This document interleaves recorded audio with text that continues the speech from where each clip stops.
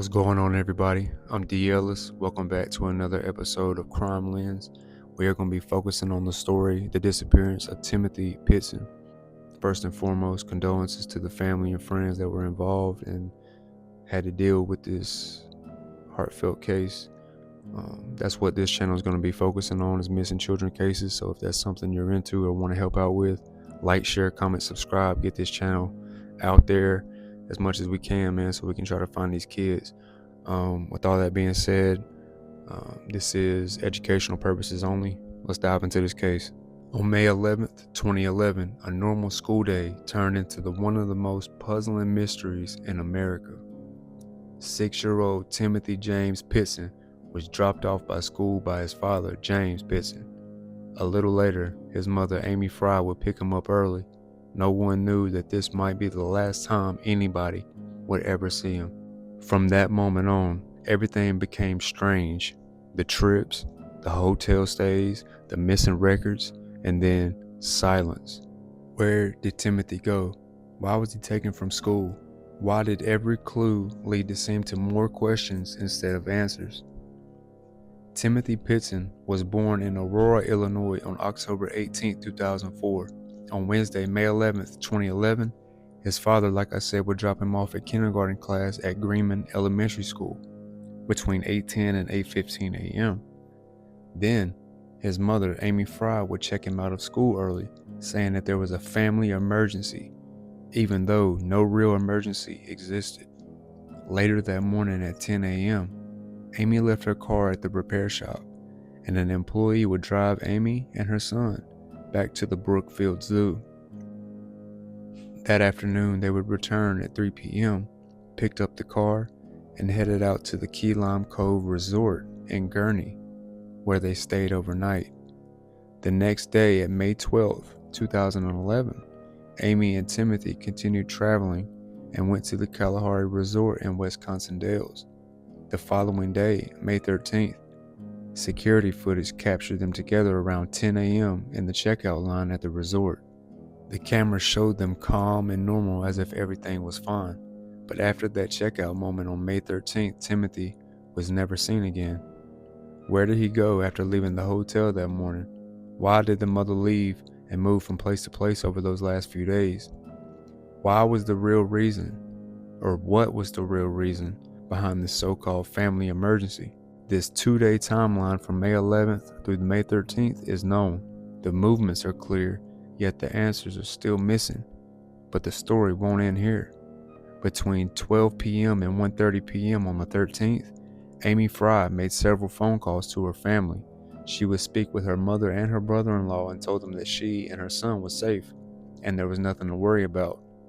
Cell phone records later showed that these calls came from a northwest area of Sterling, Illinois, near Route 40. This detail would raise more questions than answers, but one thing was clear: Amy did not call her husband, and by this time he was desperately trying to find where they was at. The school had already called and told him that Timothy had not been in class when he came to pick him up on the 11th.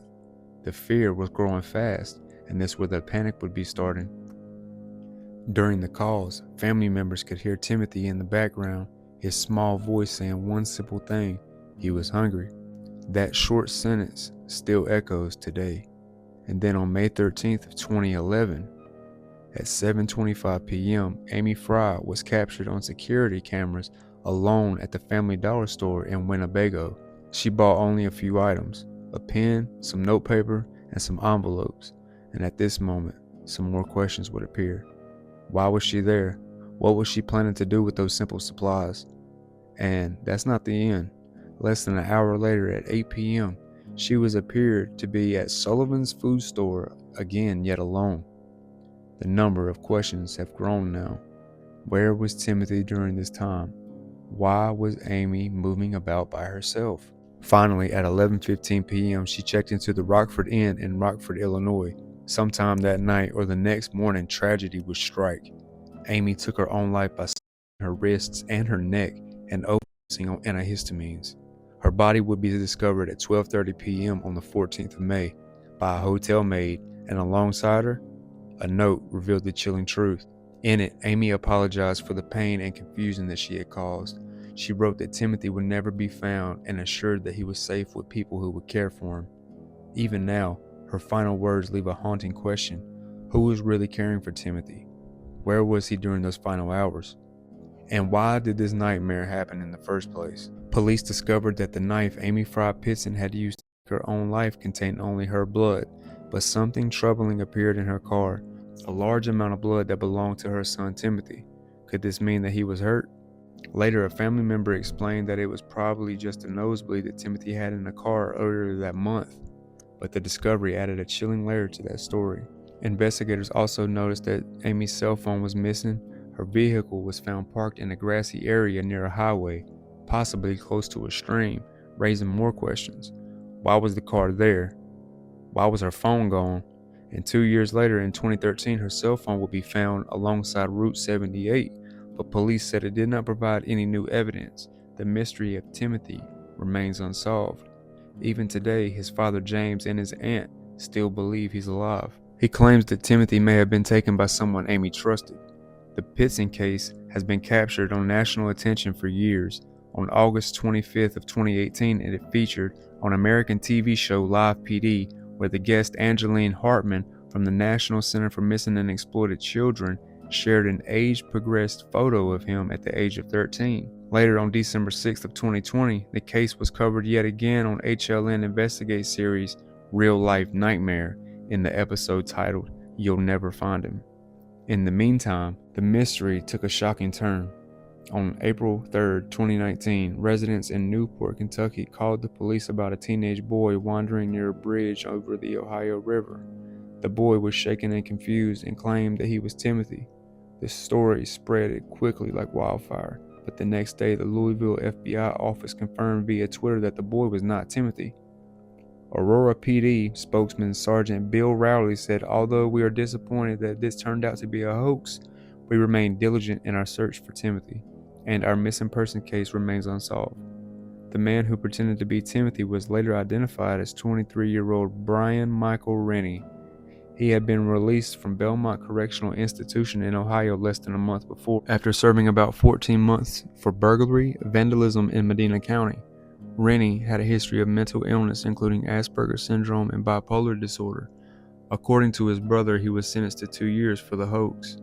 And then, in November 2022, Amy Pitzen's sister, Cara Jacobs, spoke to NBC about the case, revealing new insight into Amy's state of mind. She said Amy had a history of mental illness struggles and feared that her mental condition might stop her from gaining custody of Timothy if a divorce happened, which seemed likely at that time. But despite these challenges, both Cara Jacobs and James Pitzen firmly reject the idea of murder-suicide. Could there be more to the story than what was officially reported?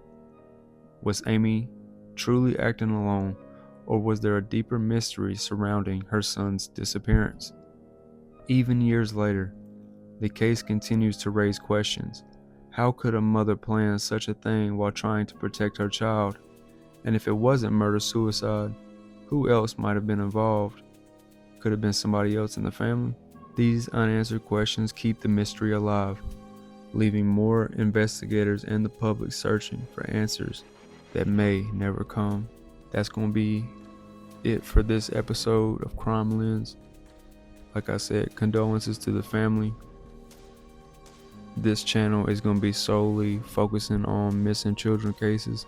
So if you want to help out with that, if that's something you're into, like, share, comment, and subscribe. Get this channel out there so that we can bring some of these children home, if not all of them, man. I mean, it's what we're trying to do here. Condolences to the family. Watch who y'all hang with. Watch who you trust. I love y'all. Stay safe. Till next time. Peace.